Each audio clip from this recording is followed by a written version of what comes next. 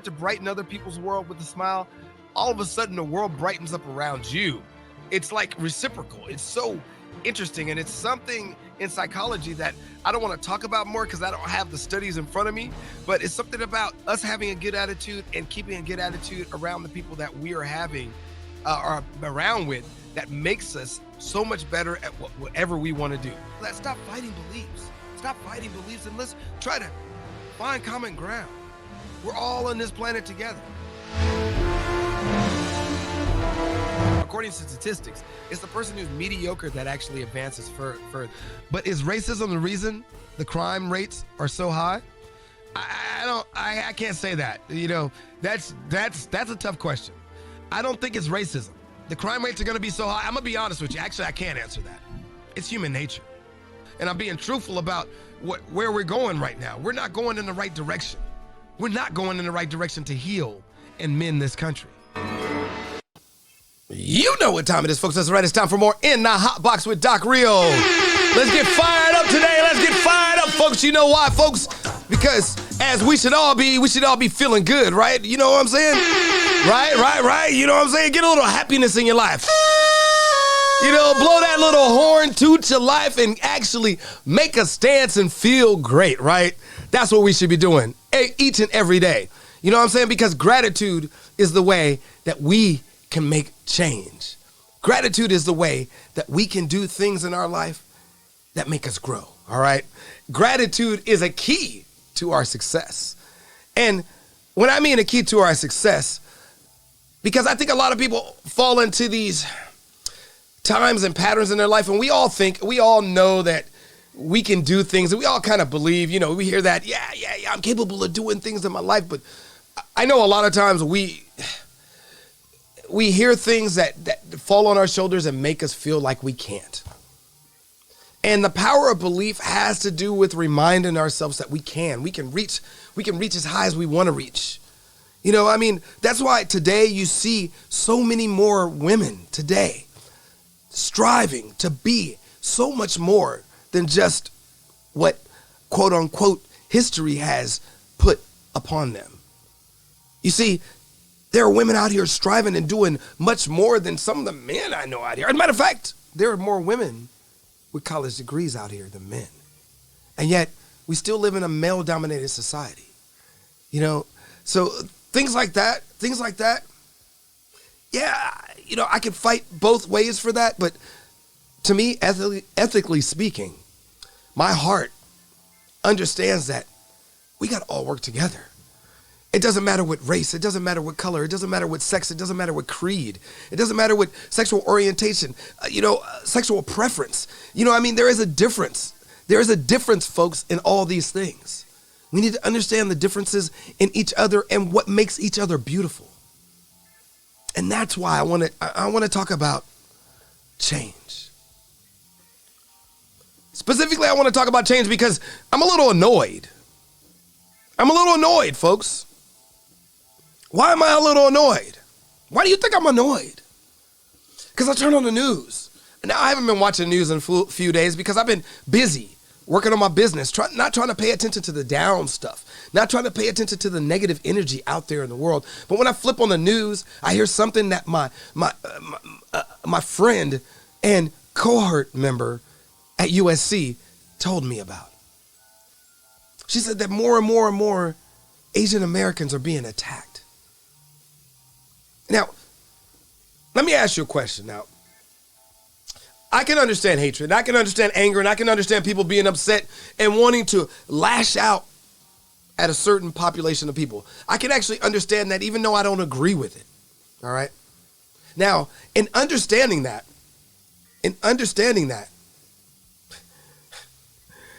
I have to say that from the other side, it leads me to this understanding of just to say this, okay? One, I can understand wanting to direct everything at a population of people, but don't you want to be sure that the population of people you're directing that energy to is the population of people that you're angry with? That's the first thing. I mean, no, actually, that's the second thing. First of all, it's wrong. First of all, it's just wrong across the board, and it's just, I mean, unbelievable in a nation that we call the land of the free, home of the brave. You know what I'm saying? It's just unbelievable in my eyes. But also it's that other fact that throughout all these years in society, throughout all these years in this nation, over 200 years of this nation pushing away from racial inequality, civil rights movements, all kind of things across the board, and we still have nothing but mass hatred in America. It's just unbelievable. Where do you start with this? The mentality has fed through minds of people for so long, and I want you to know that change can be found. Change can be found, right? We don't have to think that we're stuck in a world that we cannot change. We don't have to believe that we cannot be something else. We don't have to believe that what we're doing is right all the time. You know, my coach told me just recently, and it was in one of his lessons, and it's funny because I hadn't heard that story told from him, but I've heard that story by hundreds and hundreds of different people along the way. You know, and it's because I've had problems with anger management. That's a key thing that I've had a problem with, okay? I mean, I'm not gonna lie about it. I've had issues with my anger, and don't let me drink and put anger on top of that, because that's just a disaster. That's like putting gasoline on a freaking forest fire. You know what I'm saying? So I don't drink that often. I might have a beer or two, but I don't drink vodka anymore. Now, definitely no old thing like Mad Dog 2020. That sends me. Some people can tell you that took me on another loop. That's like Crazy Horse to the 40th power. And I used to drink Crazy Horse too. See, those things that I used to do in the past, I outgrew because I learned that my life can be changed. I could be different. I learned that change can be found. People talk about this all the time in like Alcoholics Anonymous. I mean, come on. If people can change their pattern, change their world, change their route, then they can change what they're doing anytime they choose, right? Anytime they choose.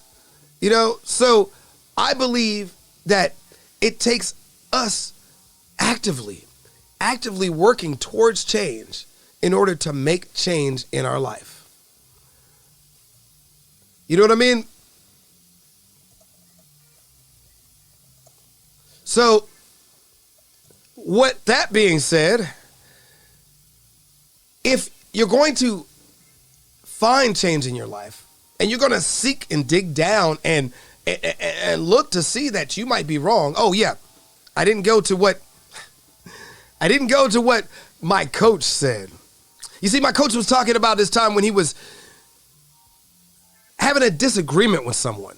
And I don't want to dig all the way into it because I think it's important to understand that sometimes we get in moments when we have disagreements with people. And those people might be key holders. They may have access to something that we need. You know, he was talking about an event that he went to, and they told him that there was this number of people there. And he's like, no, you know, I had my CEO, or at the time, I guess his second in command, take, account of these particular people and find out it was this many people. And then on the other side at the end, they were the last person to pitch. He was the last person to pitch. And the last person to pitch at an event that's already thinning out, no doubt. So at the end, he said he did well, but not as well as he could have done had he had the number of people there. His numbers were lower than they would be, especially being the last person on the stage, which I was thinking about that. I'm like, you know what? I should just start volunteering to be the last person on people's stages. And that's not a bad idea. You know, take the crappy role, because that's the hardest person. That's the hardest spot to sell. You know what I mean? And within that, I learned more about making closes from a stage. You know, because I know how to make closes on the phone. I can do closes. I've done presentations in front of 5-10 people and made closes. You know what I'm saying? 5 or 10, soldiers and made closes. You know what I mean? They were kind of easy at that point. And Marines, they weren't as easy to pitch like that. Now, I've never done a stage pitch before where you pitch a room of people and get them to go to the back of the room and buy your product. And that's what he was going through. That's what he was dealing with, and not making his numbers and wondering if he would be able to go back to this event again. All right. Because if you don't make your numbers, you get looked at as bad. And then, it goes out in the community that you're terrible. So this infuriated him. Like me, it'd be like, I want to prove.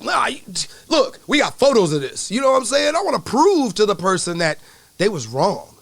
That they just didn't know what they were talking about. That they just didn't even understand the factor of what they saw, and they were fudging the numbers on me, making me look bad.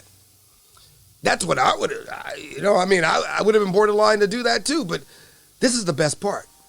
Because change can be found. This person sought out counsel. Sought out counsel. You see what I'm saying? If you think you can change, or if you think you can't change, think again. If you think you can change, make it happen. See what I mean? Because it takes courage. It takes courage to make change. And it takes courage to make change in our lives. And I tell people all the time, it's not going to be easy. My coach told me the other day, he's like, just do it. Just do it. And this is why he said that. He said that to me during our first meeting, because I said something to him, and he's like, just do it. And I'm like, yep, get it, got it, good. You know what I'm saying? The reason why I said get it, got it, good in my head is because that's what I tell y'all. The same thing, just do it. So if I can't take my own advice that he's pattering back to me, probably because he saw me say it somewhere, and he's like, yeah, you need to just listen to your own advice, then, hey, I got to get in and get out and get something, right? So he found courage because he knew when all is lost, courage can be found. He found the courage to seek the wisdom of his mentors, and he sought out the wisdom of his mentors, listened to his mentors. You don't do everything your mentors tell you to do. You take what they tell you, contemplate it, and make your own decision. That's what makes you an individual. That's what makes you beautiful, different. The fact that we're all different makes us each beautiful in our own way, even when we make mistakes. As long as we keep pushing forward, we make mistakes towards success. We fail to succeed. So we can't feel bad about our mistakes when we make them. We just have to keep pushing and make sure we keep going and learn from them and don't do them again. You know what I mean? And if we do them again, make sure it's done in a different way. Otherwise, that's the definition of insanity. Because I know I've done it. I've done the same thing over and over and over again, like just now, these lessons, which I have a new format that I'm doing for these lessons soon. Just a change. Because when all is lost, courage can be found. And for me, it takes courage to keep changing my life. It takes courage to change our thoughts into creations. And that's why we're going to talk about ideation versus ideology, thoughts to creations. But before we do that, I'm going to step back here, and we're going to go to a word from our sponsors real quick.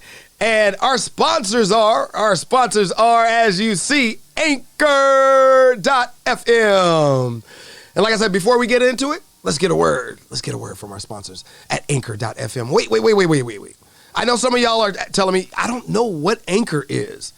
If you haven't heard of Anchor, it's the easiest way to make a podcast. Let me explain. First of all, it's free, all right? You can record, you can get everything done. It's free. It's got creation tools, everything you need to edit your podcast right from your phone or your computer. And not just that, as you see right here on this space right here, Anchor will distribute your podcast for you. Anchor will distribute your podcast for you so that it can be heard on Spotify, Apple Podcasts, and many, many more. And guess what? You get all these insights, analytics, and you can make money from your podcast with no minimum listenership. That's right. Get paid to do your podcast. It's everything you need to make a podcast in one place. All right. So make sure you download the free Anchor app or go to anchor.fm. That's anchor.fm to get started. One more time. That's anchor.fm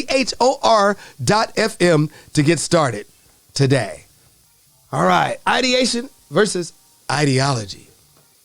Thoughts to creations. One more time, ideation versus ideology. Thoughts to creations. Ideation is, for those who don't know, the formation. Ideation is the formation of ideas and concepts.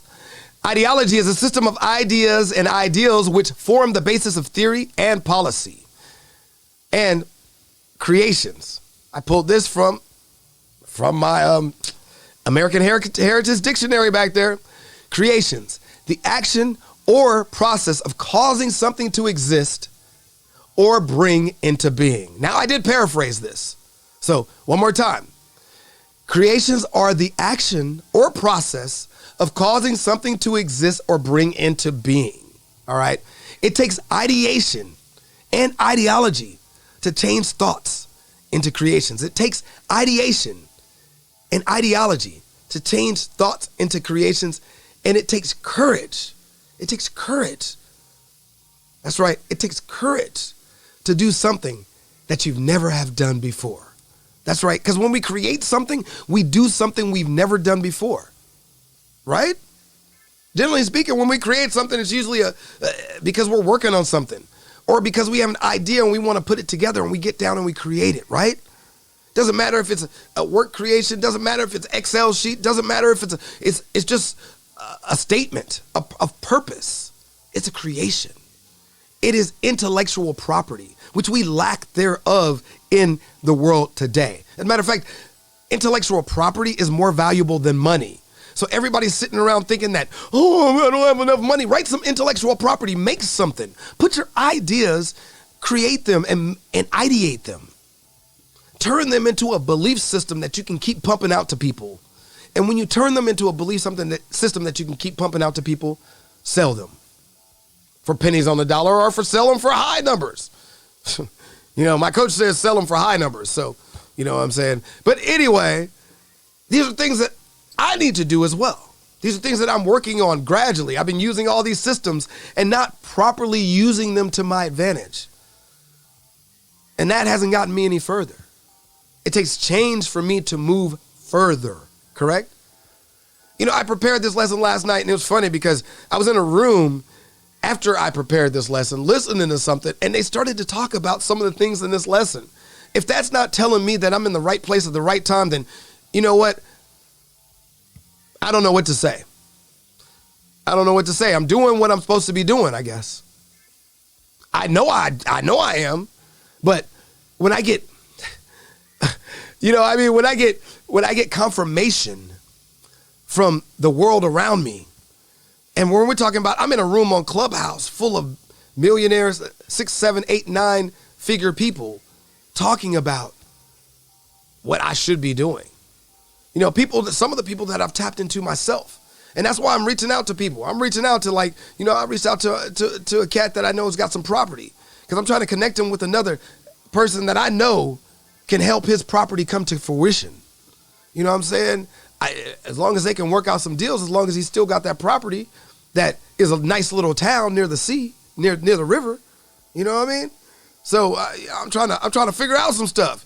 You know what I mean? Yeah, of course. Don't get me wrong. I help. I get in on the deal. I get a piece of the deal. Of course. But I mean, my piece of the deal for me, because of the community they're trying to build, goes towards the community. I want to do something and help that community there and build something out. So I got plans. And it's me making those plans and planning ahead. Like Bob Marley said, God don't give the poor man money. Why? Because the poor man don't make plans ahead of getting the money to make sure they can spend it in the right place. In order to do that, we got to make change in ourselves as those who have been poor. We have to wake up, slap ourselves in the face and say, $1 million really ain't nothing. It's a chump change. It's really chump change. All right. When I do the math on $1 million and I break down the math, it's really, really chump change. But yet and still, I don't have $1 million in my pocket. So I'm going to make that happen. And how do I make that happen? Through change. So let me tell you some of the things that I've had to change over time to start making this mission for me. All right. But before I do that, I want to remind you, it takes courage to create your thoughts. So create your thoughts. And it takes courage to take risk. So take risk. It also takes belief to have courage. You got to believe in yourself to have courage. In the meantime, who am I and why am I here? Well, you see, at 15, I ended up in foster care. And I didn't have any will to go back to school, to do anything to further my lifestyle. You know, I didn't even want to go to school back then. I was ditching all the time, getting high, partying, drinking.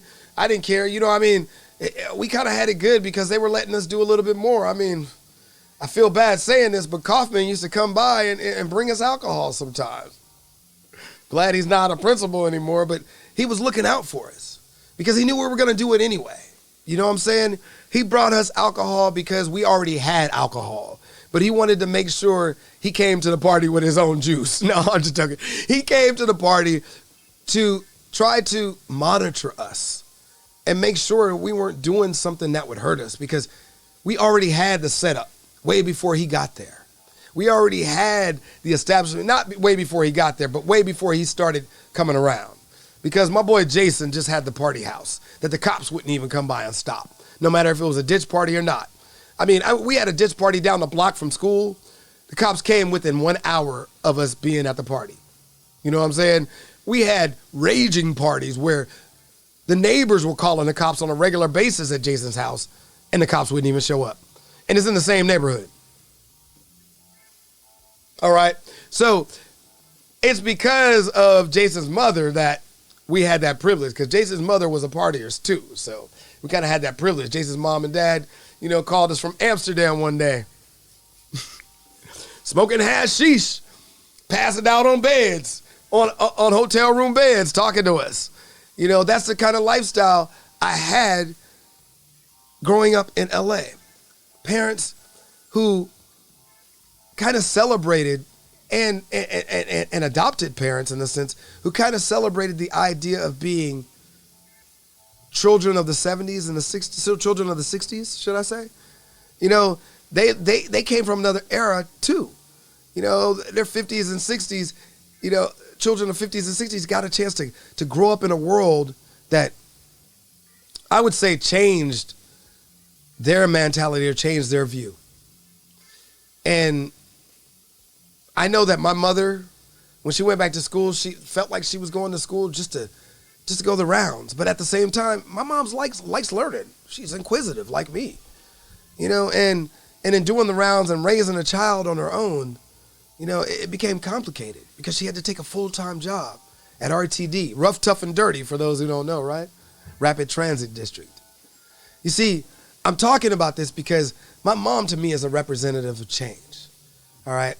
And when I say this, my mom at RTD made a lot of money, and she could be retired right now living nicely. But there was a time in her life when she fell victim to drugs, crack cocaine. And she recovered from it around the time that I got spinal meningitis. I was, what, 10 years old, I think? And she took me to the hospital, took care of me, made sure I was okay, and she recovered. And she started to get her life back together, her and her wife. At the time, you know, they weren't married, of course, because, you know, that wasn't the law then.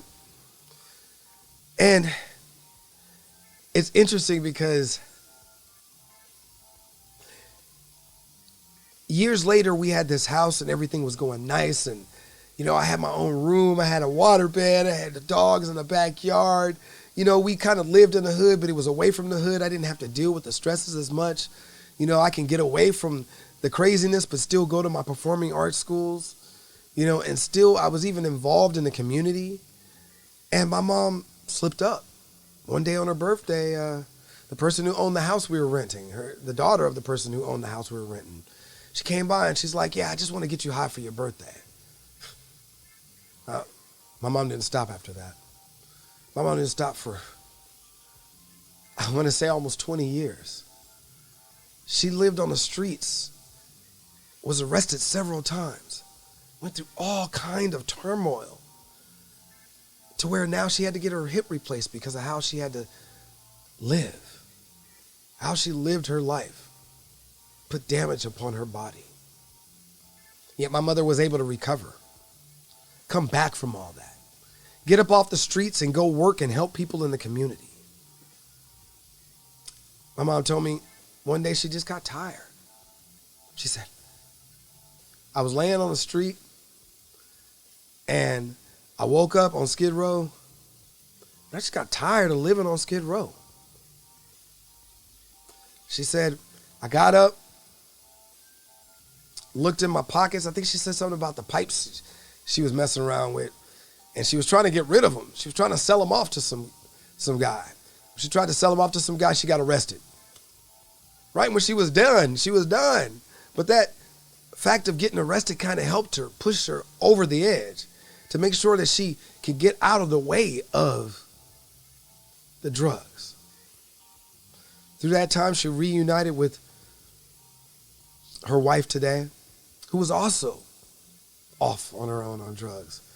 I mean, as a matter of fact, she got married to a man, knowing that she loved women. I don't know. Sometimes I have to ask. I never know, but I know they love each other. And it's just, it's a world I grew up in.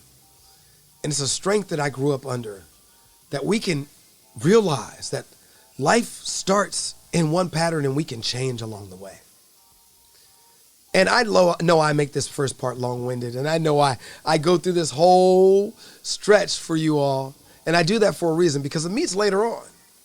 Give people time to get on and see what I'm talking about and understand where I'm coming from. You know, lessons going to get shorter along the way. So those that didn't pay attention, you're going to miss out on a lot. But that's okay. I have a website for you where you can go and pick it up yourself. You can come and buy my product. That's right. You can come and buy my product. I'm going to have it set up, membership. We'll see how that goes, folks. But with that being said, it goes back to who am I and why am I here? Because if it wasn't for my mother trying to educate herself and put me in the right places, I would never have this. I don't think I would have as much drive to have gone back and become a scholar with 5 degrees. If it wasn't for the fact that I grew up a musician and school was the only stability I had when things fell apart. If it wasn't for that, when my mom could no longer take care of me, I stayed in school. School was the one thing that kept me going. School was the one thing that kept me knowing and growing. You know, and it was the power of music. No matter how much hate was put upon my shoulders, no matter how much people wanted to deter me from my dreams, I was already accomplishing them at a young age. And then when I lost my road and ended up somewhere else, I was saved for the fact of discipline. I was saved for the fact of catching a hold of honor. I was even saved for the fact of changing my whole mentality. I did change my whole mentality to the point of my buddy, Will Dog Abers, had to correct me when I came back from the military. I'm going to just tell you. Some of y'all know him as Elgato from Ozomatli. Yes, I'm talking about Willie Abers. Came back. And me and Willie, you know, we went to this camp called Brotherhood Sisterhood USA. And at Brotherhood Sisterhood USA, we learned about racism, sexism, homophobia. I mean, we were put in this intense camp where people open up dialogue. I learned exactly how we can solve this problem. If people would open up dialogue with each other and listen. You know what I'm saying? If people would open up dialogue with each other and sit and talk with each other and discuss things, then we can let all the things up off our chest and not be judged, but actually communicate with or without opposition, but communicate. I learned that at Brother and Sister USA. As a matter of fact, Women's Day. Speaking of Women's Day, and that's probably one reason why I brought up my mother, but this is something I learned at Brotherhood Sisterhood USA.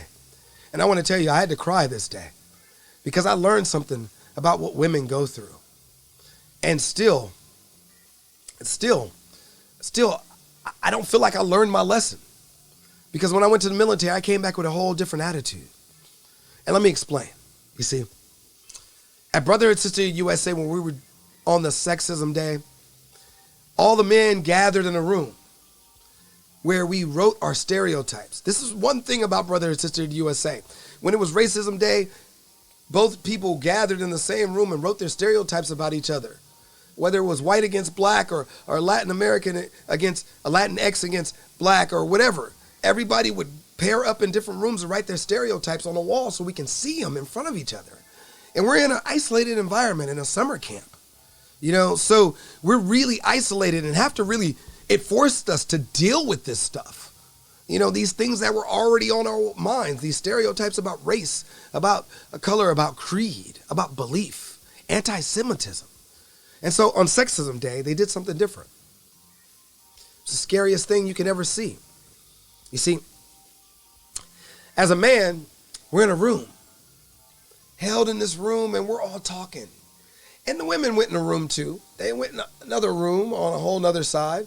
And women, men, and non-binary. At that time, we didn't make a differentiation between non-binary.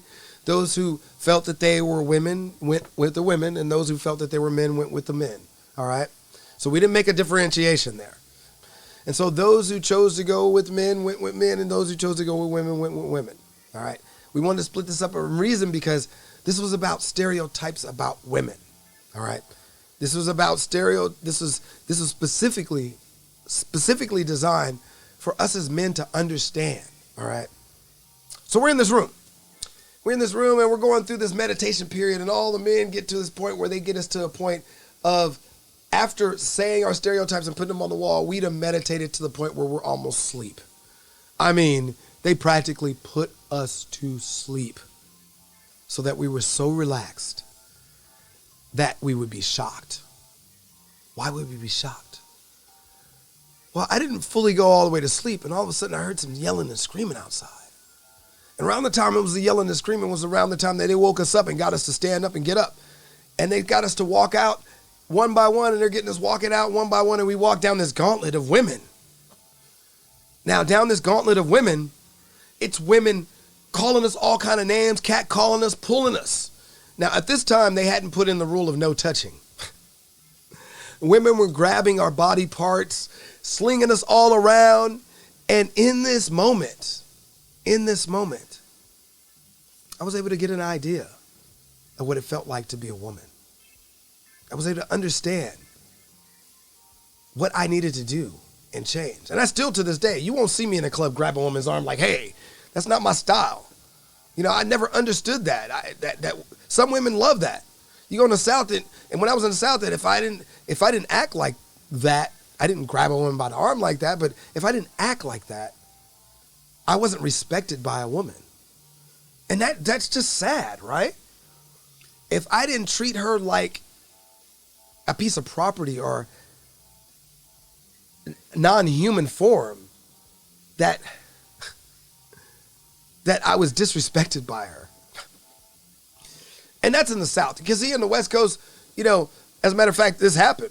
My adopted sister, Amber Vera, she'll tell you. She got on the phone, cussed me out one day because I was on the phone with her, and I chimed in. I was on my cell phone. I chimed in with a woman who had the car on Thanksgiving, and I was stuck at this house, and it was all the kind of this drama. But because I was being nice to her, she didn't want to come and pick me up, right? So I got mad. Started yelling at her, calling her all kind of names. She got in the car and was headed on her way. My sister went off on me to the point where I had to call her back with my sister on the phone. I called her back with my sister on the phone. Now peep this. Apologized. I did everything I was supposed to because women on the West Coast ain't gonna have that. I do that. I grew up with, that ain't the way you talk to women. You know what I'm saying? That's just not. And even though I have made those mistakes throughout my life, even though I knew better and made those mistakes, I think I've continually, and sometimes still today, pay for those mistakes. And the funny thing is, when I apologized, I ended up still stuck at that house for the rest of the night. She never came. She went back home. She changed her mind. She actually called me back and said, I'm going to do something else now. So the truth of the matter is, was I right? Sometimes being right is wrong. There's ethics behind anything we do. And I may have been right in my actions, in my thought process of what I needed to do to make a mission happen, but I was wrong in what I knew that I shouldn't be doing. And so, therefore, I lost out. I missed out. I sat around on Thanksgiving by myself that 1 year. It's one of those years that, once again, I already had a bad thing with the holidays, but I could have done something else, but I had nowhere else to go. And where I needed to go, it was a long drive. So, and Georgia just didn't have the transportation system, not in Columbus, Georgia. Not like LA, especially on Thanksgiving. But, you know, these are things we learn. These are things we learn through. And it was because I went to the military that I had to experience this. And going to the military, I changed my own process of women to the point where I had to come back. When I came back from the military, even my good friend Willie Abers had to cuss me out. He said, "Why are you calling her that? You don't even know her. You haven't even met her." No matter how much I can apologize for that, I lost all, I'm sure, all the respect he had for me went out the window. And still to this day, I mean, we're still cool. He's still my boy, you know, but still, I'm sure he's like, I don't know. The last thing I remember, he was calling a woman out of her name that he didn't even know. But without further ado, let's continue to go on, because after I came back, I had hard roads. I had to keep coming back, and I needed to figure out what it would take for me to become a producer. I had to start from zero all over again.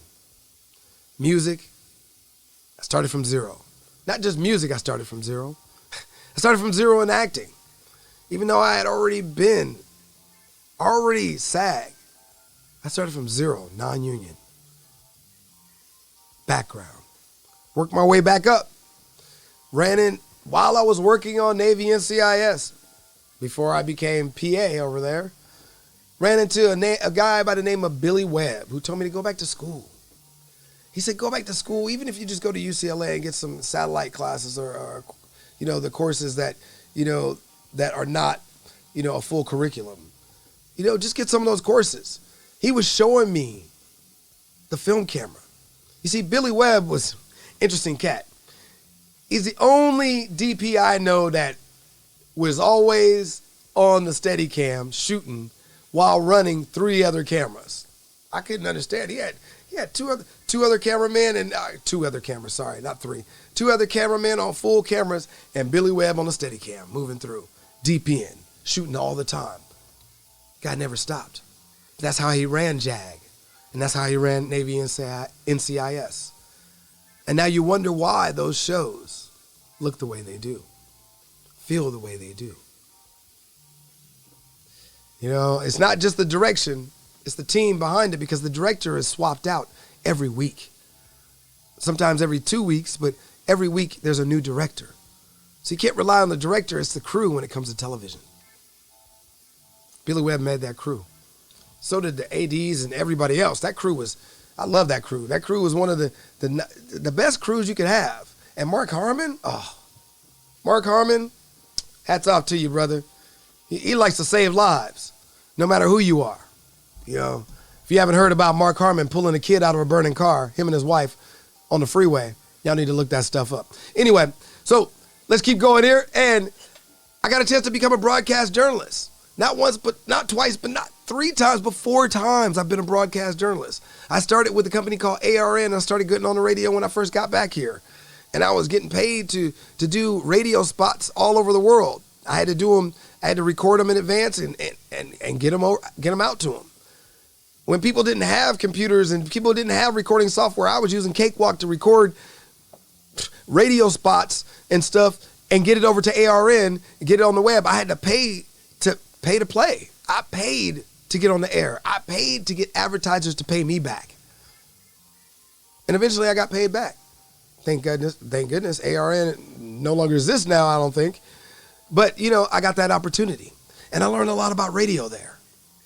I learned a lot about broadcasting, about communicating over the air. But not just then, I got even deeper. Once I went through my life and lost it all and came back from losing it all, I went back to school. Once again, in back of my head, listening to Billy Webb. You know, I got a film career out the way, film and television career, lost it all, came back thinking what Billy Webb said again. You know, if you want to do something, go back to school. Okay, yeah, you know, I'm going to go back to school. Had a cane, had a walking cane, could barely walk. Went through turmoil and torment to get to that point, to get to the next level of my life as a broadcast journalist. Got kpcradio.com. Failed the first year. Failed the first round at kpcradio.com because I couldn't make it through. That's what I told myself. And I was almost there. I gave up right before the finish line. But that giving up and fixing things and taking that moment to step back, for me, it was a step back because I had to fix some things first so that I can get back on that horse. And I came back right after. I failed, I came right back, jumped right back on the horse. And I didn't just jump back on the horse. I went from a journalist, is it still on the wall? Award-winning journalist to a program director. Not just assistant program director, then program director. And still, I think only one person has topped me in shows, and that's a professor that I helped put on the air. That would be my buddy Olympia LaPointe from Hamilton High, with her Answers Unleashed. Matter of fact, she's got her book coming out, folks. Her second book, Answers Unleashed Part 2, is out. Go check it out. Need some answers? Neurolinguistic programming? You know, things I'm still working on myself because I'm a practitioner now. I'm still waiting on my certificate from, you know, International Neurolinguistic Society. You know, but that's okay. You know. Gotta wait through the process. Actually, I think I'm waiting for a process from the person I gotta send it to that actually verifies me to get it to another process. But I've already completed the course.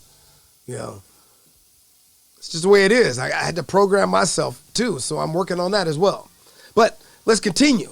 As I'm programming myself, you know, I mean, one of the things I'm doing is getting a master's in education. Why am I getting a master's in education? Now, we were talking about this the other day, that I probably don't want to tell people I'm a student because when I tell people I'm a student, they look at me funny. But it's odd because I have more experience than most students getting in my field. Not in education, in media technology and electronic media management, like the degree I have on the wall. Actually, that's a cinema and television. Actually, it's not even on the wall. It's in the folder. I still need to get it on the wall. But you know what I mean. It says cinema and television. I have more experience than I have degrees, which I have 5 in electronic media management. Well, 3 in electronic media management, 1 in humanities, arts and humanities, 1 in social and behavioral sciences, which connect to both of those. So I'm going to get a master's degree. Why? Even with my doctorate of divinity. Yes, Reverend Dr. Mario Amir Lawson is my name. DD. It's actually Reverend Mario Amir Lawson, DD. But Reverend Doctor I can go by as well because I took the time to go ahead and utilize studying to get ahead in the area for something else that, you know, I probably didn't need to do. But it worked out for the better because I got a chance to marry not one, my brother and his wife, or officiate a wedding, you know, but not one, but 3 different weddings. I got a chance to officiate 3 different weddings in my life. You know, it's an honor. It's an honor to be a person to actually help examine a family's life before they get together and kind of put a stamp on it and say, yeah, these people are really meant to be together. And I was lucky because my thought process is I probably won't officiate the wedding if I don't feel the 2 people should be together because that would be unethical for me. And so I actually go and I talk to the family members. You know, I go and I write stuff specifically catered for that family so that there's not something called out of the blue from somebody else's story. Yeah, the kids will be fine. Yeah, because somebody's not paying attention because they're not taking notes from the right people because they're just going through the motions of officiating weddings. So anyway, getting a master's degree so I can grow even further. It's in learning, design, and technology. And my coach put me to the spot when I said I'm a learning experience designer. And then I knew he was going to put me to the spot. And so I said, that's actually an instructional designer, to be frank. And he turned around and said, well, what is an instructional designer?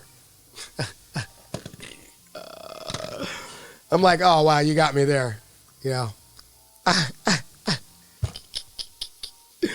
For real. He had me. I didn't know what to say. You know what I mean?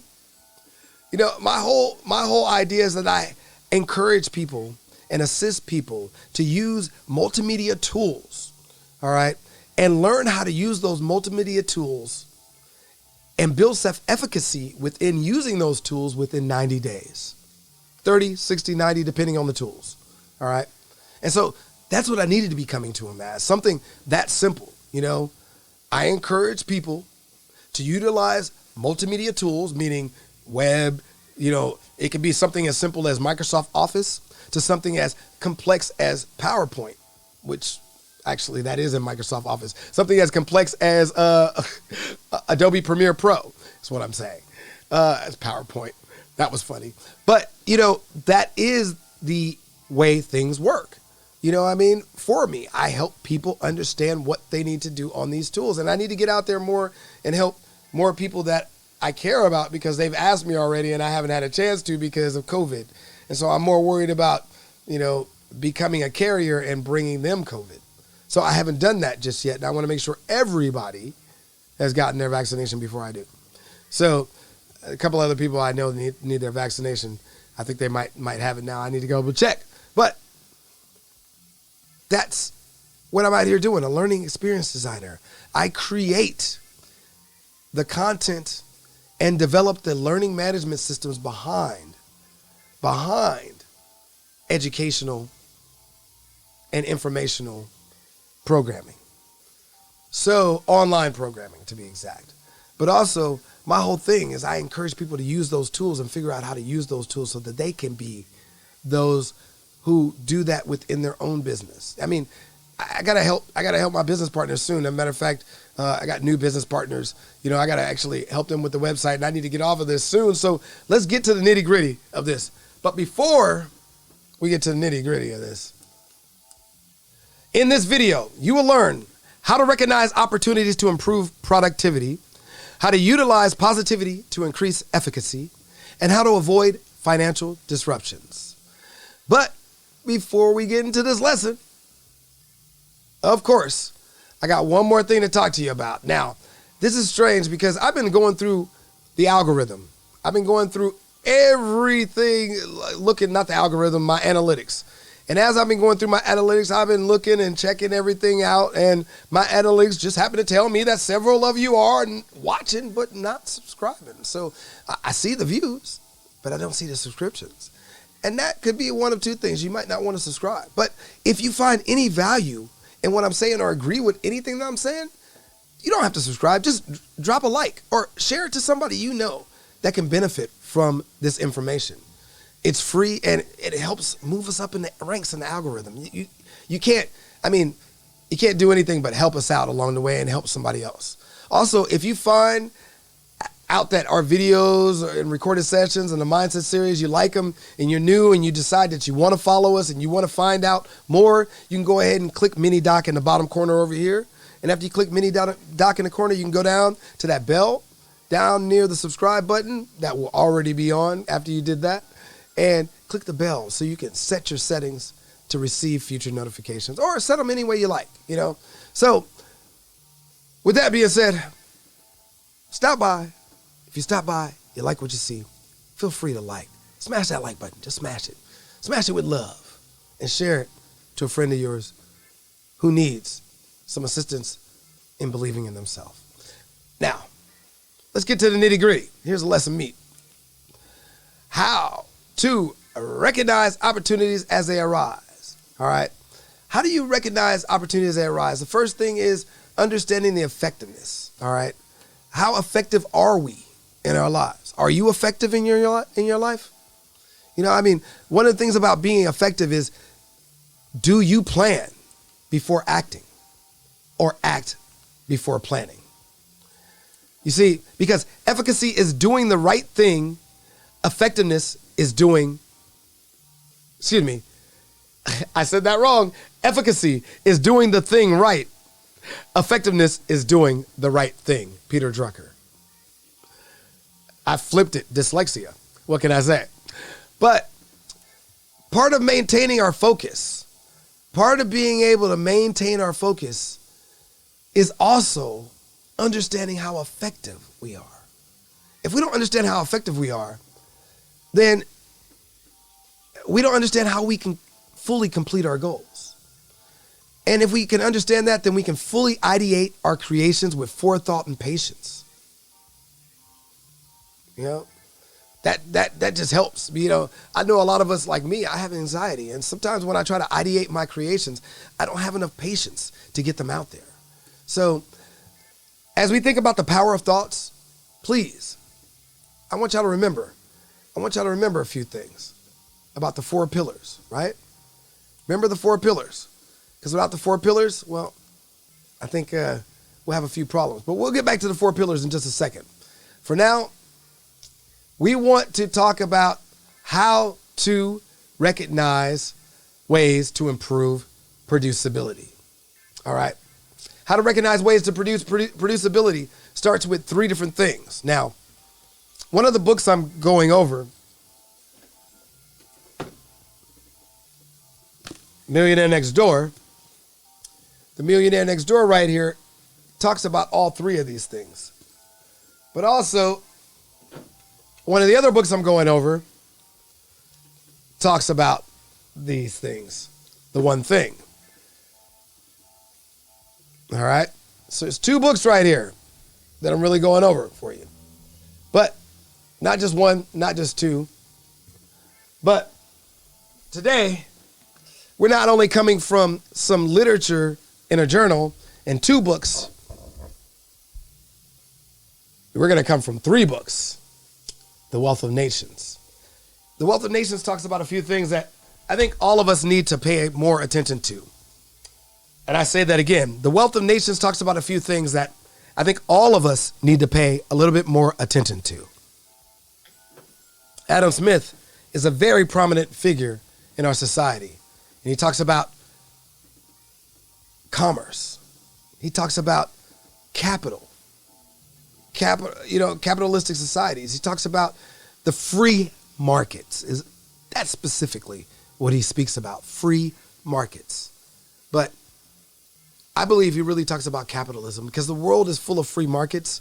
And even in a socialist or a communist society, their country strives and thrives and lives off of credit, which is brought to you by a capitalistic society, a capitalistic bank system. So when you say countries are socialist or countries are communist, yeah, there may be some communist mentality going within the country, but the country is not at all, because it can't be fully communist. It can't be fully socialist because it survives off the same capitalistic free markets that we do. So, and that's why the world has credit. That's why there's a World Bank talking about, yeah, you guys can borrow money from us. You guys can get more credit from us. Y'all need to, if you don't know about how much credit is out there, look at the world debt calculators. All right. And look at the other countries and pay attention to that, folks. All right. But let's talk about time. All right. How to recognize ways to improve producibility starts with time. All right. The first thing is we got to manage our time. Time management is like the one first thing that we got to manage. Because if we don't manage our time, we fall in a whole bunch of different ruts. Trust me, I still, as I'm managing my time, as I'm using these different tools like Fantastical and Things Remembered and Things Remembered, things and all these things to try to keep myself on track, I still ignore some of this stuff. I still ignore some of these alerts. So I'm trying to find a system for me that works for my time management. Because a lot of times I just wing it and put stuff in the back of my head and say, okay, it's at this time, it's at this time. And I like using a calendar. I like being able to look down and know when things are. It's a matter of actually packing that calendar once a week. So are you taking once a week to plan and manage your calendar? You know, are you putting in any systems for managing your time? You know, I mean, any systems like Things Remembered or Calendly or Notion or something, you know, that allows you to take notes and put notes into your calendar. Time management. It's things I had to ask myself, am I doing this stuff? You know, am I planning? Now, here's one. I think a lot of people forget this one. And this one's in One Thing. one thing. Things we got to do. Things we got to do that we don't think about, right? How many of you plan time off? Do you plan time off? Am I in the right book? Am I in the right book? It's called Live for Productivity. Yes, it is. I think I'm in the right book. Yeah. See, I'm bringing a lot of stuff I'm bringing off the top of my head that I remembered. And I actually did remember that. It was in One Thing. Talks about planning time off.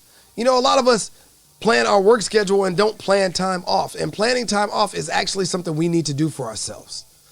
We need to do that in advance. At the beginning of the year, when we take a job or we do a position, if you notice, I don't know if anybody notices, some of the richest people in the world, they take time to plan their time off in between planning their work time. They plan this out throughout the year. This is the time I'm taking off. This is the time I'm going to work.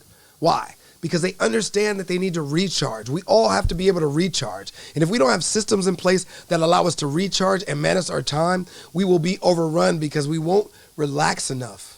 We won't calm down enough to plan things out and do things the way we need to do them. So we got to plan our time. You know what I mean? And plan our time off, as well as prioritize our main project and goals to focus on one main thing. I'm coming from the book, The One Thing, for a reason. We got to prioritize our goals. We got to prioritize our main project goals to focus on one thing. All right. And we could be, like I keep telling y'all, we could be generalist, have a lot of range, but how do we package all that range into one ball? How do we package all that range into one area and use it in one direction that allows us to do great things? I still have that problem. I got several things going on. I'm always stirring several plates. And when I'm stirring several plates, what am I doing with stirring several plates? My attention is being drawn to one when I need it to be drawn to another. And then I got to go over here and draw it to another. And I always got to go back and forth. If you ever notice somebody who's stirring plates, they're doing this all the time. They're always going back and forth, just stirring, and they're stirring, and they're stirring, and they're stirring, and they're stirring, and they're stirring, but they're looking back and forth. They got to keep watching those plates to make sure they're going right. And when you're doing that, you take away focus from anything else that you're doing. He can walk, but can he pay attention to something in his way? What's the likely chance of that person stirring them plates when they're looking at these plates, walking forth, tripping over something? What's the likelihood of that? It's greater, right? So when we're focused on one thing, we're able to continue to drive our dream forward. And so I've been figuring out how to really mold what I want to do into one thing. And that one thing does involve teaching people how to believe still. But I think the fact that I've been teaching people for free, it's not taken seriously. So now I'm changing my whole system. I'm still going to put out these free lessons, don't get me wrong, because I love putting out these free lessons, but the system I'm really focusing on in the future is a whole nother system. It's a whole nother thing. And I can tell you about that another time, but not today, because we're not here promoting.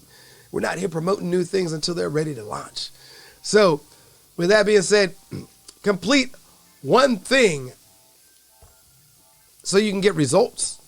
Complete that one thing for a certain amount of time a day. Matter of fact, it says 4 hours a day. If you got one thing that you're doing, take that one thing and complete it for 4 hours a day, and so that you can sit down and review and track your results. And then make sure you make some time to plan. If it's once a week, and then once a month for 4 weeks, and then every week you break down that, and then at the end of the year, plan out the year, do it. I gotta say that to myself just as much as I'm saying to you. Do it. You know what I'm saying? 1, 3, 1, 3. Everything I always say comes back to me 3 times. And see, I say that on purpose because I think a lot of people think I'm up here just saying this stuff. No, this is stuff I'm implementing. I have to implement this stuff in order for me to get ahead. I have to implement this stuff in order for me to grow. And as I'm implementing this stuff, I'm trying to share it with you all so that you're not behind the power curve. So it's out there already. So you don't have to pay thousands of dollars to hear the same exact thing from somebody that I've paid thousands of dollars to. Right? share the knowledge, right? I got colleges, universities, you know what I'm saying? I'm trying to do the trifecta. When I say trying to do the trifecta, I'm headed, my next route after USC, my next goal is UCLA. That's a trifecta in LA. CSUN, USC, UCLA. To me, that's a trifecta. When you do that trifecta, you're capped out. And that's where I want to get my other doctorate degree, my full, not my honorary doctorate degree, a PhD. You know what I mean? I probably won't go by Doc anymore, but no, I'm just joking. That's the trademark. It's still going to be around. So anyway, now that's all about planning time. And that's all about planning for the future. But also when we talk about planning and getting away from or recognizing opportunities to improve productivity, we have to also understand how to utilize positivity to increase efficacy. How do you do that? Well, that stems from how we use our energy, all right? Health. What's your health like? Are you taking care of your health? I mean, I got issues. That I'm trying to take care of, and I got complications with doctors right now. And I say trying to take care of them because I just had my doctor switch that I've been working with for like a couple of years on and off. And now I got to get a brand new primary care physician and go through a whole process with them. So everything that I've worked up to this point is stopped. And I'm not happy about it, but what can I do? I got to keep going, keep moving. So right now I'm reworking things around, and I don't want to go to a doctor's appointment right just yet until I'm vaccinated. You know what I mean? I want my turn to come up so I can go get vaccinated. You know, at least the first shot before I go and spend more time in a veterans facility hospital, you know? So, I mean, I'm not wealthy. I use my VA coverage, I'll be honest, you know, and I'm blessed to have it. I'm blessed to have that coverage. So, health. Are you taking care of your health? Are you eating right? Are you sleeping right? I know I can only sleep 5 hours a day, and I'm supposed to be sleeping 6 according to doctors. They say I'm killing myself slowly. So I lay in a bed an extra hour now. And sometimes it makes me go back to sleep, which is not good because I wake up more drowsy. When I say it makes me go back to sleep, at the end of that hour, I pass out, and then I pass out for 4 more hours, and then that's terrible. So either I do that, and it's usually because of pain, because my back hurts from laying there, or I get up. And when I get up, I'm more productive. I get things done. Life moves forward. And I left green lights over there. I never put another photo in there. It didn't stick. The photos I put in there didn't stick. Oh, well. That other one's supposed to be about money. But we'll keep going. And then, what about your wealth? Are you paying attention to your wealth? I know. You're not rich. Okay, I get it. Wealth is a term to say your degree and your status. Your wealth status. Are you paying attention to it? Are you paying attention to what you should be doing with your money?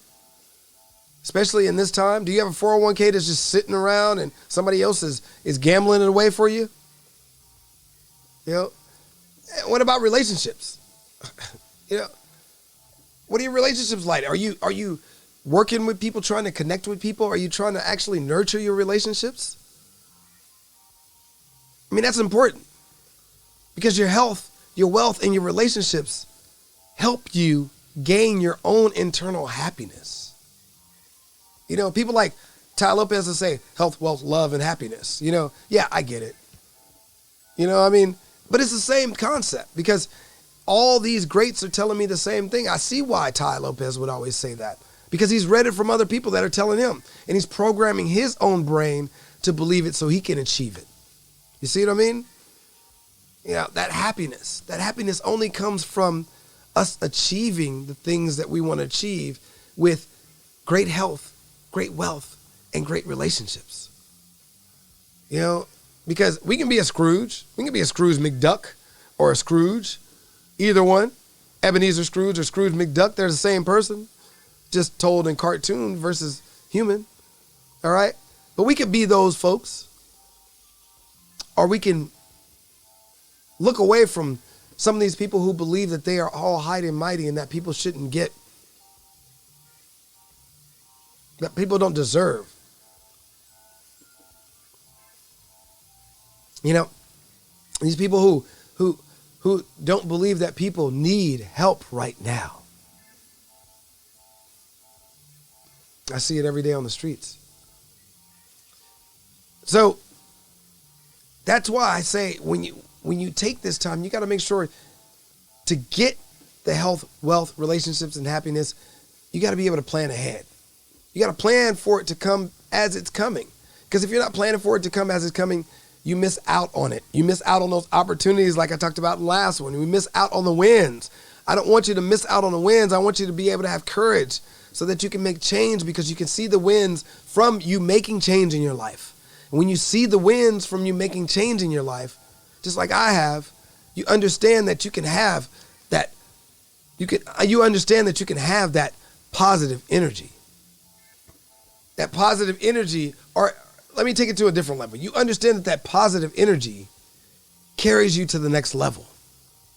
Because as you're understanding that your positive energy, you gain that self-efficacy. That self-efficacy boosts your intrinsic value into whatever you're doing. And as that intrinsic value grows, as those things grow, you start to look at the world differently. And when you start looking at the world differently, you see opportunity instead of obstacle. And when you see opportunity instead of obstacle, you understand how you should direct your energy. And you can maintain positive energy that way. Does that make any sense? I hope it does. Because the next section is all about money. How to avoid financial disruptions. And I'm saying disruptions can lead you to disaster. Trust me. Look, I told my mom the other day that I went broke. And this was a statement I put on my own head because I'm not really broke. But I had to put that in my head that I'm broke because I spent a lot of money. I paid for 3 different coaches. I got 3 different coaches. JT Fox, that's my main coach right now. Grant Cardone, y'all already know I'm a Grant Cardone. You know, that's my Uncle G. You know what I'm saying? That's my Uncle GC right there. You know what I'm saying? So I got his program. I had to renew his program. And I got another one with ML Billion. 3 coaching programs, right, that I'm going through. Now, the one with ML Billion I'm kind of holding right now because it's monthly, and I think I can keep it for life. All of them I'm probably going to keep for life anyway. But the idea is I need the information that these people are putting out there. I need the research that they're putting out there.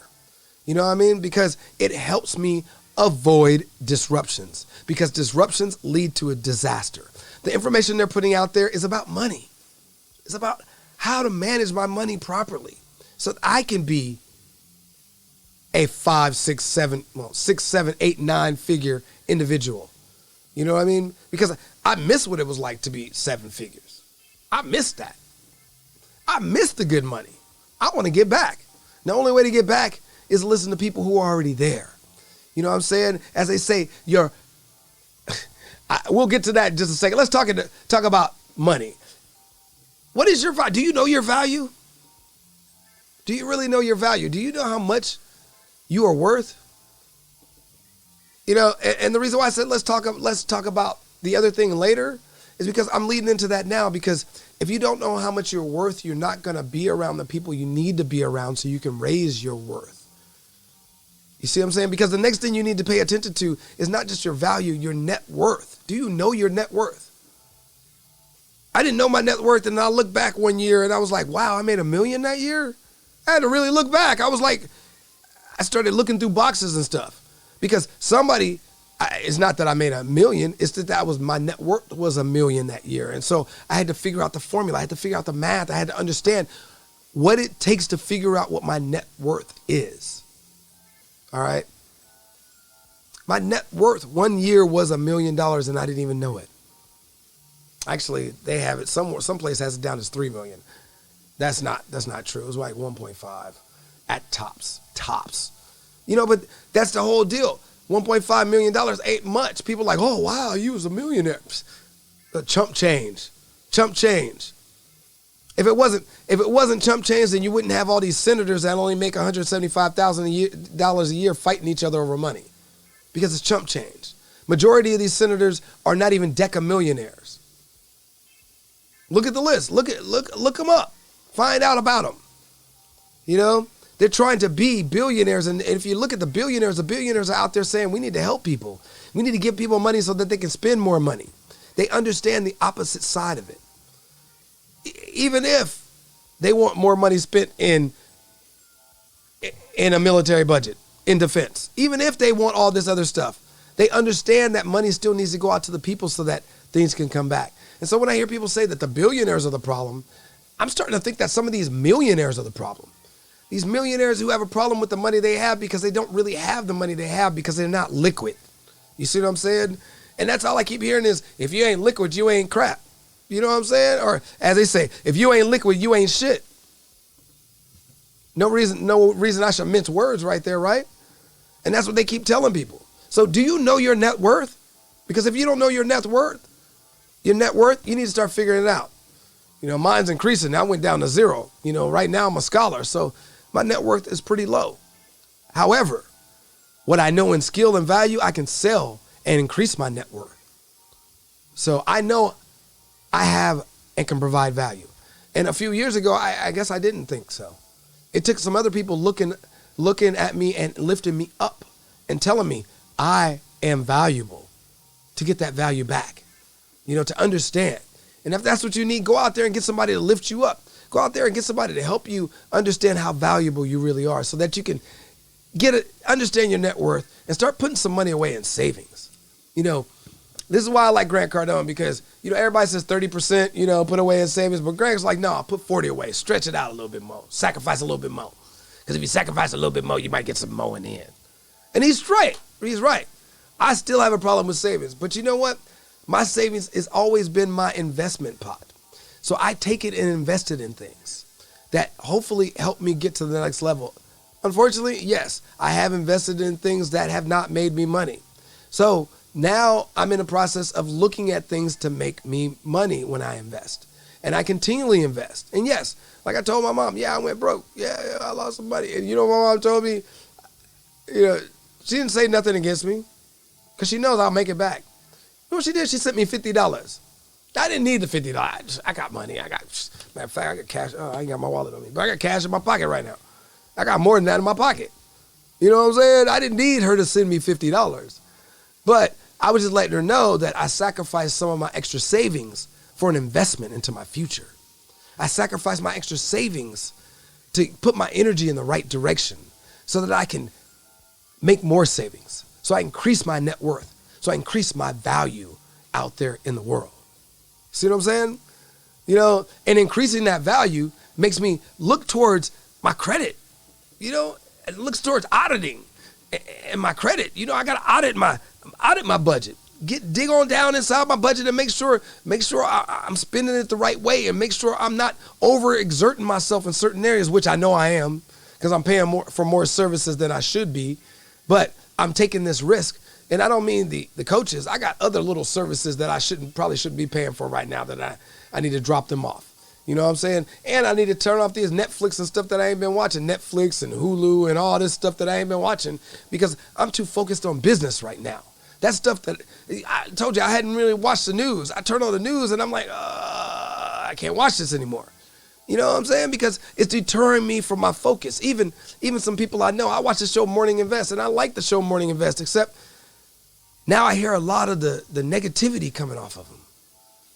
You know, and I don't want to put the show down. I just hear the negativity that's been driven onto them because of what this pandemic has done. You know, and I'm like, no, I need the positivity. I had to walk away from that show. I can't even hang out no more because I felt the negativity stirring up in me and I was getting angry saying some stuff that might put me in a position to not get that movement forward, that momentum forward. I might put it in, you never know who's watching. You might put something in front of the wrong person. And although I might be right, I'm wrong. See what I'm saying? You know, just like my coach said, going back to that one more time. And what happened to him? Well,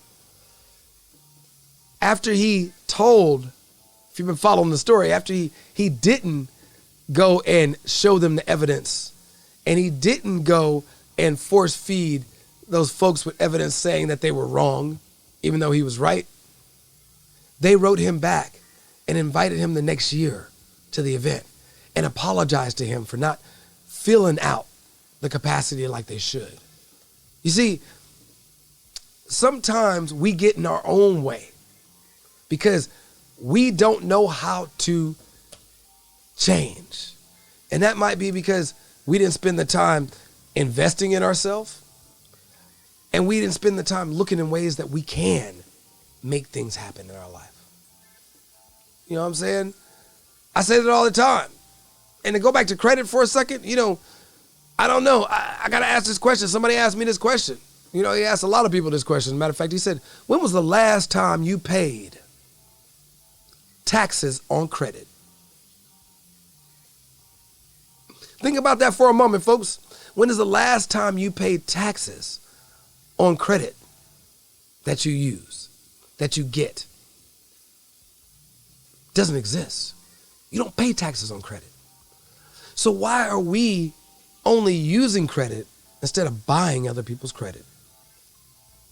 That blew me away. I can't share too much about that because I don't know enough about that to talk about it. But I'm learning. You know what I'm saying? Open me up some trade lines and get this stuff moving so I can get to the next level. See, that's learning. That's getting some financial intelligence. And that's planning for the future. Understanding where I need to put my energy so that I do it right. It's not just about me though. It's about community. So let's go back to the 4 pillars. And I want you to remember the 4 pillars because I think a lot of us fall into that trap. We get up there and we get to success and we forget how we got there. We get up to achievement and we forget how we got there. We get to studying and we get to being bored about studying because we forgot why we started studying in the first place. It all stems to one thing: belief. We have to exercise our belief and we have to nurture our belief in order to get ahead. And if we're not nurturing our belief, then we're not going to get to see, retrieve, achieve, and succeed. We have to stay pumping. We have to stay pumping these ideas into belief. We have to keep belief as the number one thing. It's the number one thing that keeps us moving forward. It's got to be that fuel. If it's not our fuel for the fire, then the fire is going to burn out. And when the fire burns out, everything gets cold, gets dark, gets lonely. All that's going to come. We got to keep that fire burning in ourselves and our souls. So remember the 4 pillars: believe, retrieve, achieve. Believe, retrieve, achieve. You might go through them: believe, achieve, retrieve, 3 or 4 times before you get to succeed. Succeed, believe, achieve. Believe, retrieve, achieve. It's a cycle. It's cyclical. It keeps going. You bounce back and forth, but as long as you have a firm foundation in believing in yourself, you'll go out there and retrieve the things you need to achieve the goals you want to complete and succeed at creating your dreams. Now, remember, dreams might not look the same as you think, so always look for the wins, because when you look for the wins, you stay positive and you win again. So let's go back. Let's not forget the inverted pyramid. And this time I want to talk about the inverted pyramid from another stake, because once again, it's not just the fact that it's Women's Day, but this affects a lot more people. All right. As noted in the Code of Ethics, social workers should not practice, condone, facilitate, or collaborate with any form of discrimination based on race, ethnicity, national origin, color, sex, sexual orientation, gender identity or expression, age, marital status, political belief, religion, immigration status, or mental or physical ability. The National Association of Social Workers, NASW, no date given. All right. That was in the article by Llewellyn Cornelius and Claudia Lawrence Webb. They made mention to that I'm making mention to that to make this stance. when we self-actualize and we stand at the top of that pyramid, on the way down, when we start to see people on the way down, we're going to be pressed and tested. We're going to be tested because of our race. We're going to be tested because of our sexual outlook. We're going to be tested because of our sexual preference. We're going to be tested because of our sexual orientation. We're going to be tested because of our skin color. You know, it might not even be race. We may be tested because of the way the person discriminates through unconscious bias. And we may even feel it and have to act differently to make something change. You see what I'm saying? So with that being said, remember, as you're taking your stride and going down this road, as you're going through the things you're going through in life, when you self-actualize, when you take the top of the pyramid and invert it and you stand at the top of it and say, I am going to do this because I believe I can, it's going to be a hard road to maintain that self-esteem. It's going to be a hard road to maintain that love and belonging. People are going to walk away from you. It's going to be a hard road to maintain that roof over your head, that safety needs. People are going to want to steal from you as you grow. You know what I mean? So in this, and when you go through this, remember, it's going to be a hard road for you to get the things you need. You might have to starve a few days. Trust me, as an actor, as a performer, as a musician, I starved days sometimes. I lived off the 99-cent store. I had a friend of mine tell me, I don't go to the 99-cent store. I was like, well, you don't know what you're missing out on.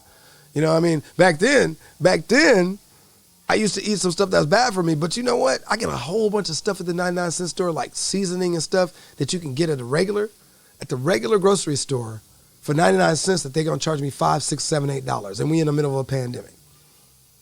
Hey, save. Waste not, want not. So, you know, I love my friend, though. I get where she was coming from. I don't spend no time at the 99-cent store. Well, you missing out. Missing out on some stuff that you can probably get for less expensive and save your grocery bill. You know what I'm saying? Are you a millionaire? You know, if you don't shop at the 99-cent store, you should be a millionaire then, right? You know what I'm saying? I mean, even when I'm a millionaire, I'm going to be hitting the 99-cent store. You best believe I'm going to be looking for that deal. You know what I'm saying? And it's not even that big of a deal for me, but I'm going to stock up on stuff. That's how I am. I'll stock up on seasoning. I got to show y'all my seasoning cabinet. But anyway, I say all of this to remind you that thoughts, right? Because of discrimination being one of the biggest obstacles that we have to face. We have to be able to break through the lines, all right? We can change the unsaid laws that hinder belief, but we got to strengthen our minds and our youth and help them to transform meaningful thoughts into reality. Help them remember that thoughts are creations. And I want you to remember this yourself, that if thoughts are creations, we have to manage time to focus our energy and monitor our finances while we plan ahead. You know what I'm saying? Because if we don't do that, we get lost in the mix. And those disruptions become disasters. Somebody told me that once. You know, you got to plan for disaster. You got to have money set aside for little things. And that's the reason why you got a problem, is because you didn't plan ahead. I hear that all the time. I even heard it from my mentor. JT Fox put a foot in my butt just like Grant Cardone did. You know what I'm saying? I'm expecting next in a few months to get a foot from ML Billion.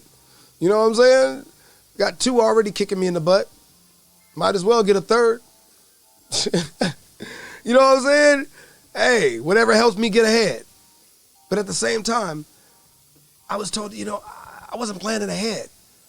Because if I was planning ahead, I would have already had money set aside to prepare for this, whatever incident, this and that and this or the other that got in the way, that stopped me from going to the next step. And that's why I try to give y'all next steps. What are your next steps? Well, first thing you want to do is you're going to watch. You want to watch your spending, all right? You know what I'm saying? If you're not watching your spending, you're losing money. And come to find out, understanding math to its fullest degree and understanding how to move and make money is the key to every business. That is the most important part, the numbers, more than anything else. Like some of us who are creatives who have been deterred from mathematics, even though we might be proficient in mathematics in other degrees, like music or something else. You know, we have to understand that those numbers, those beats, those grooves, those things that we should be memorizing, like the fact that $1 million divided by 12 months is $83,333. You know what I mean? And what is it by 365 days? $27,000 a day. You see, being able to do millionaire math, that helps you grow. You know? 2,700 or 27,000, one of them. I have to look at it because, see, I'm dyslexic and those numbers jump.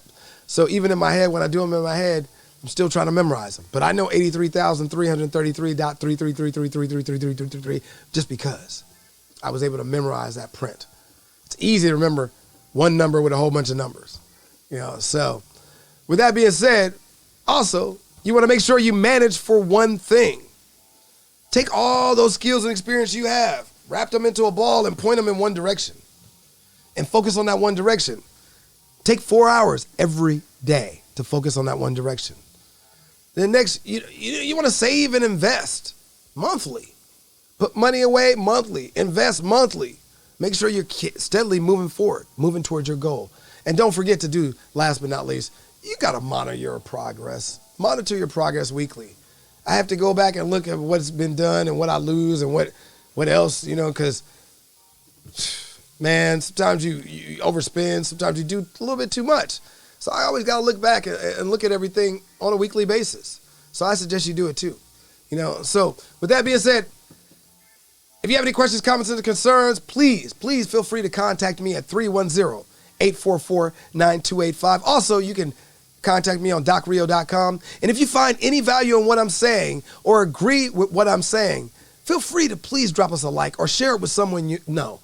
It's free to do, and it helps move us up the ranks of the algorithm. And you might actually help somebody that needs this information. Because if you find that you like these videos, you know what I'm saying, then you might just decide, hey, hey, I like these videos. I know somebody else that might like these videos, and share them with them. And you know what I'm saying? And if you find that you really like the Mindset series, you know, you can click that mini doc in the corner, that little mini doc he got, mini Doc Reo. Mini Doc Reo got his hand doing like this, you know. And I would have had closed captioning on for folks, but it didn't work again. Seems like every month it wants to act up. But it's on, but it's just not working. But Mini Doc Reo is in that corner doing like this. And while he's doing like this, press on his head. You press on his head, he pops up a little box that says subscribe. And if you really want to set your notifications, you can go down to the bottom where it says subscribe, down under the video, and hit that bell. And when you hit that bell, it'll give you a few selections of how you can set up your subscription to my channel. With that being said, this is Doc. And stay tuned for more in the Hot Box with Doc Reo as I get ready to get on out of here. Next week, I might be doing this around the same time. I might be doing these on Mondays for us, folks, because it seems like Sundays I got too much going on now. So with that being said, I just want to say one thing. Peace. I'm out of here. If you or someone you know is having thoughts of harming themselves, please contact the Suicide Prevention Hotline at 1-800-273-8255. That's 1-800-273-8255. And if you're a veteran of the armed forces, press 1 after dialing 1-800-273-8255.